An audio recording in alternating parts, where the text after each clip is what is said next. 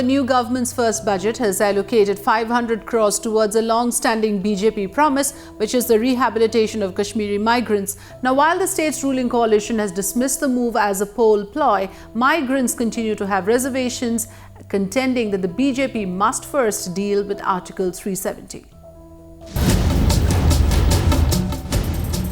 The BJP's poll promise to facilitate the return of Kashmiri Pandits to the valley got another boost after the government allocated rupees 500 crore for the migrants. Displaced Kashmiri migrants. Displaced Kashmiri migrants require our special support for rehabilitation.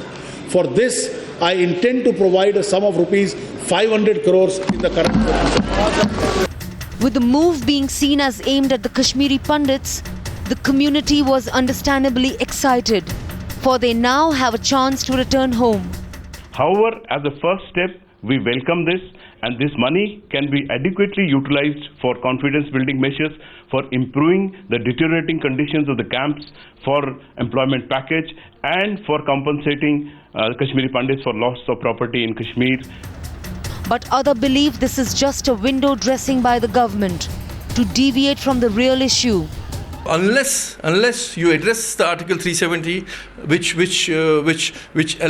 facilitates hegemony of Kashmiri polity over whole of Jammu and Kashmir, we are looking forward to a geopolitical solution. We don't want to be used as pawns. Even as the BJP claims that the budget presented by the finance minister is pragmatic and growth-oriented, opposition feels that there are several sections of society and regions that have been ignored by the Modi government.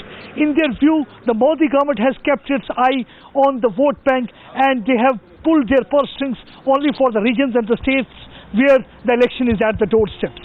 आज 44 plus 45 plus 46 plus की गल नहीं करते, क्योंकि असें पता है इन्हें गल्लां करनियां, असें गवर्नमेंट बनानी.